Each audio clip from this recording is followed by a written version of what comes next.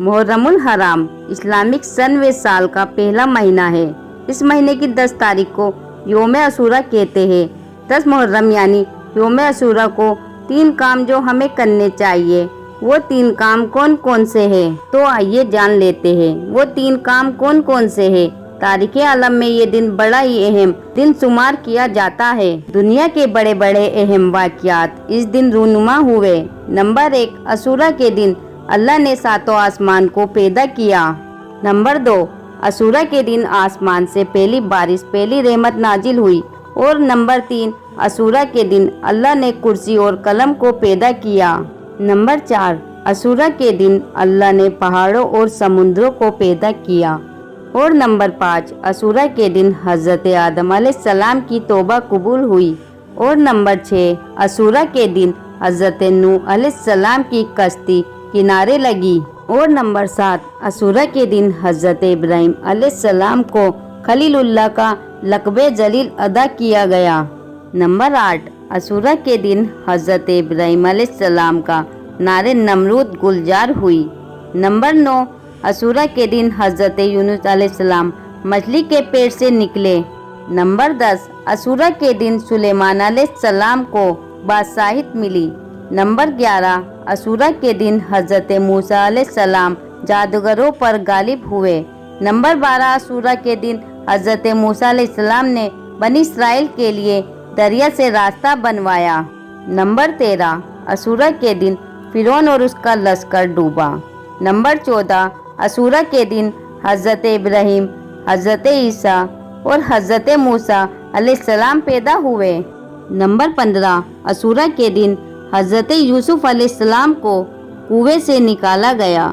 Number 16، عاشورہ کے دن حضرت یوسف علیہ السلام کیس سے نکلے۔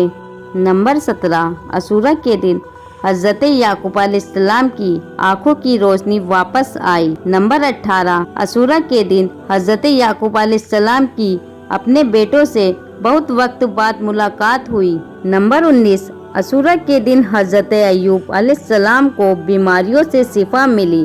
نمبر 20، عاشورہ کے دن حضرت ادریس علیہ السلام کو جنت کی طرف اٹھایا گیا۔ نمبر 21، عاشورہ کے دن حضرت عیسیٰ علیہ السلام کو آسمان کی طرف اٹھایا گیا۔ نمبر 22، عاشورہ کے دن اصحاب کہف کروٹیں بدلتے ہیں اور عاشورہ کے دن ہی ہم سب کے پیارے اور ہمارے آقا حضور صلی اللہ تعالی علیہ وسلم کے لاڈلے نواسے حضرت امام حسین رضی اللہ تعالی عنہ شہید ہوئے۔ 10 محرم یعنی یوم عاشورہ کے دن 3 کام جو ہمیں کرنے چاہیے، وہ 3 کام کون کون سے ہیں؟ تو آئیے جان لیتے ہیں وہ 3 کام کون سے ہیں۔ نمبر 1، روزہ رکھنا۔ 10 محرم کو روزہ رکھنے کی بہت زیادہ فضیلت حدیث مبارک میں آئی ہوئی ہے۔ 10 محرم کے روزے کی برکت سے اللہ تعالی ہمارے 1 سال کے صغیرہ گناہ معاف فرما دیتا ہے۔ ہمارے پیارے نبی صلی اللہ تعالی علیہ وسلم نے اس روزے کو رکھنے کی تلقین فرمائی ہے۔ ہمارے نبی صلی اللہ تعالی علیہ وسلم خود 10 محرم کے روزے رکھتے تھے۔ 10 محرم کے روزے کے ساتھ ساتھ ہم یا تو 9 کو ملا لے یا تو 11 کو ملا لے تو پہلا جو کام ہمیں کرنا ہے وہ 10 محرم کے دن روزہ رکھنا ہے۔ نمبر 2، اللہ تعالیٰ سے دعا کرنی ہے، وہ مومن کا ہتھیار ہے۔ اگر دیکھا جائے تو 10 محرم کے دن اللہ تعالیٰ نے ایک قوم کی دعا قبول فرمائی تھی اور اللہ تعالیٰ نے حضرت آدم علیہ السلام کی توبہ قبول فرمائی۔ ویسے تو روزانہ اپنے گناہوں کی اللہ تعالیٰ سے معافی مانگنی چاہیے، لیکن خاص 10 محرم کے دن آپ اگر دعا مانگتے ہیں، اپنے گناہوں کی معافی اللہ تعالیٰ سے مانگتے ہیں تو اللہ تعالیٰ آپ کی دعائیں قبول فرمائے گا، آپ کے گناہوں کو معاف فرمائے گا، آپ کو معاف فرمائے گا۔ تو آپ یہ مان لیجئے کہ یہ توبہ کے قبول ہونے کا بھی دن ہے۔ اور اگر آپ اس دن یعنی 10 محرم کو روزہ رکھتے ہیں اور افطاری کے لیے بیٹھتے ہیں تو اس وقت ہر دعا قبول ہوتی ہے۔ آپ اس وقت دعا ضرور مانگیں اور ہر فرض نماز کے بعد ہمیں خاص طور سے دعائیں کرنی چاہیے۔ نمبر 3، خوب صدقہ اور خیرات کرنا ہے۔ صدقہ ہر بلا کو ٹال دیتا ہے۔ صدقہ ایسی چیز ہے جس کی وجہ سے آدمی کی پریشانیاں دور ہوتی ہے۔ मुसीबत खत्म होती है। सबसे बेहतर सदका माल का सदका है। अल्लाह की खुशी और अल्लाह के करीब होने के लिए नेक और अच्छा काम करने का नाम सदका है। लेकिन सदके का मतलब आम तौर पर यह है अल्लाह की राह में मांगने वालों, गरीबों और फकीरों पर अपने माल और दौलत खर्च करने का नाम सदका है। सदका इसे कहते हैं और अपने घर वालों पर इस दिन खास तौर पर खर्च करना है। अगर आप इस दिन इफ्तार करते हैं तो अपने दस्तरखान पर ज्यादा से ज्यादा पकवान बनवाएं और इफ्तारी के लिए लोगों को बुलाए, दावत दे। हदीस शरीफ से मालूम चलता है कि जो शख्स 10 मुहर्रम के दिन अपना दस्तरखान वसी करता है, अल्लाह ताला पूरे साल उसके रिज़्क में बरकत अता फरमाता है। हजरत जाबिर रदियल्लाहु ताला अन्हु फरमाते हैं कि हमने इस चीज का मुशाहिदा किया है कि कई साल हमने अपने दस्तरखान को 10 मुहर्रम के दिन वसी किया, लोगों को इफ्तार कराया, गरीबों को खाना खिलाया। अल्लाह ताला ने पूरे साल हमारे रिज़्क में बरकत अता फरमाई। तो मेरी बहनों, ये 3 काम है जो हमें 10 मुहर्रम के दिन जरूर करना है। आइए हम आपको बताते हैं 3 काम कौन से हैं जो हमें 10 मुहर्रम के दिन नहीं करना है। नंबर 1, नमाज नहीं छोड़नी है। नंबर 2, शरीयत के खिलाफ कोई काम नहीं करना है। बहुत से लोग ढोल बजाते हैं, डीजे पे गाने बजाते हैं, तो ये सारी चीजें हराम है। इसका और इस्लाम का दूर दूर तक कोई ताल्लुक नहीं है। तो शरीयत के खिलाफ कोई भी काम नहीं करना है, क्योंकि 10 मुहर्रम का दिन बहुत ही बरकत फजीलत वाला है। नंबर 3, खाना बर्बाद नहीं करना है। बहुत से लोग 10 मुहर्रम के दिन लंगर लगाते हैं, खाना बनाते हैं ताकि लोगों को खिला सके, सवाब हासिल कर सके, अल्लाह को राजी कर सके। तो ठीक है, खाने की बर्बादी ना करे, रिज़्क की बेहुरमती ना करे। ये थे वो 3 काम जो 10 मुहर्रम को नहीं करने चाहिए। 10 मुहर्रम को दुआ का कबूल होना और गुनाहों और खताओं का माफ होना साबित है, क्योंकि इस दिन कई बड़े नबियों की दुआ और तौबा कबूल हुई थी। इस दिन हजरत मूसा अलैहिस्सलाम की दुआ कबूल हुई थी, जिनके एहतराम में नबी ने अशूरा का रोजा रखा था। यौम अशूरा को आदम अलैहिस्सलाम की तौबा कबूल हुई थी। 10 मुहर्रम का दिन वही दिन था जिस दिन नबी सल्लल्लाहु ताला अलैहि वसल्लम ने नबूवत का ऐलान किया था। इसी दिन इब्राहिम अलैहिस्सलाम आतिश नमरूद से बाहर निकले थे। अशूरा के दिन हमारे नबी के नवासे और शेर खुदा के बेटे इमाम हुसैन ने इस्लाम की खातिर शहादत पाई थी। 10 मुहर्रम के दिन कयामत आएगी। इस दिन को गम का दिन कहा जाता है, क्योंकि इस दिन हमारे नबी के नवासे इमाम हुसैन ने करबला के मैदान में शहादत पाई थी। इस बाबरकत दिन की फजीलत कई ज्यादा है, जिसे हम बयान नहीं कर सकते। तो आइए हम इन फजीलतों को और डिटेल में जानने की कोशिश करते हैं। 10 मुहर्रम का दिन बहुत ही फजीलत वाला होता है और उस दिन की सबसे बड़ी फजीलत है दुआओं का कबूल होना। 10 मुहर्रम का ही दिन था जिस दिन कई नबियों की दुआएं कबूल हुई थी।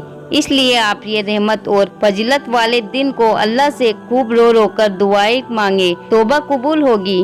गुनाह तो हम सब करते हैं, लेकिन जो शख्स गुनाह से तौबा करता है अल्लाह को वो सबसे ज्यादा पसंद होता है। 10 मुहर्रम का ही वो दिन था जिस दिन आदम अलैहिस्सलाम की तौबा कबूल हुई थी। इसलिए आप भी 10 मुहर्रम के दिन आप अल्लाह से तमाम गुनाहों के लिए माफी मांगे और हर गुनाह से तौबा करें। रोजी में बरकत होगी। कई इस्लामिक किताबों में आता है 10 मुहर्रम के रोज जो भी शख्स अपने घर वालों को अच्छा और उम्दा खाना खिलाता है तो साल भर के लिए उस शख्स की रोजी में बरकत दे दी जाती है।